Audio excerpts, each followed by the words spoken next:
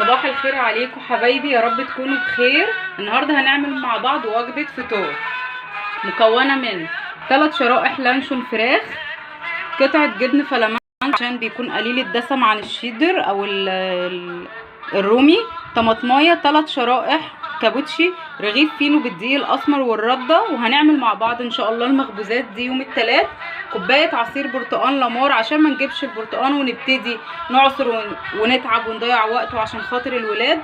فلامار من اقل العصائر بيكون فيها سكر قليل جدا او عديمه السكر بالاكتر، لان في لامار بالسكر وفي من غير، فياريت نجيب اللي هو من غير سكر. 6 شرايح رقائق شيبسي، فرنو بيرتو موجود، يعني ده بيرتو فبراحتك. بناخده الصبح ليه؟ من نفسنا لو احنا غاويين شيبسي، وفي نفس الوقت عندك طول النهار انك تحرقي، تمام. ولو بتتمرني في الجيم ده هيكون وجبه ممكن تقعدنا للمغرب من غير اكل. نبدا نعمل الساندوتش بتاعنا. يلا بسم الله نبتدي. هنقطع الفينو اول حاجه. يلا نبتدي نعمل مع بعض الساندوتش. اول حاجه بنحطها الكابوتشي، بنخليه اللي هو بيكون في الساندوتش من تحت، تمام كده.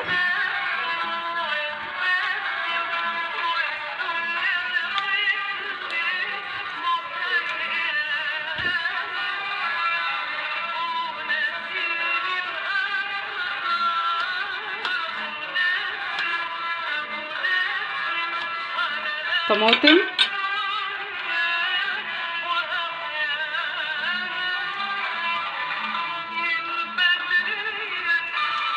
هناخد الجبن الفلامنك،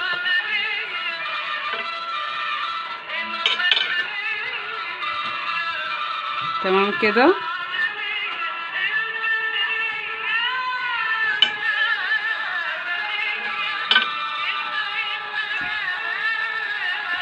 لانشون الفراخ،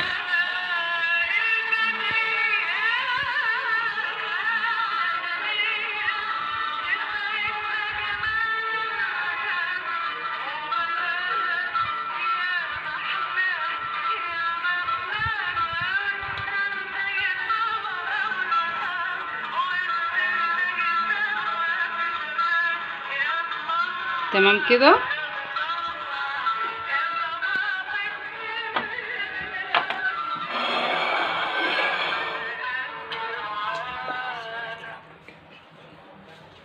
بنرج العصير جامد جدا قبل ما بنحطه في الكوبايه.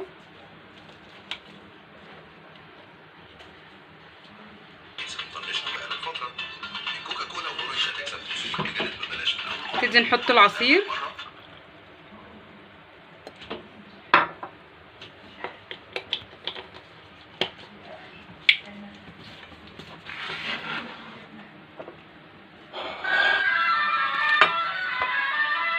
تمام كده. يبقى عندنا ساندوتش كابوتشي طماطم، كابوتشي طماطم، جبن فلامنك، لانشون فراخ، 6 رقائق شيبسي بيرتو او فورنو اللي متاح، بناخدها من 8 ل 10 الصبح الوجبه. كوب عصير برتقال لامار، يا ريت يكون لامار، لو مفيش متاح ماديا بيكون جهينه، تمام. وبالهنا والشفا. الوجبه بناخدها من 8 ل 10. ما ننساش لو اتاخرنا عن 10 ما ناخدش الكميات دي، هتكون كتيره. ولو بنتمرن في الجيم بناخدها قبل الجيم بساعتين، تمام. وجبه غذائيه متكامله مفيده فيها كل اللي نفسك فيه وبطريقه صحيه.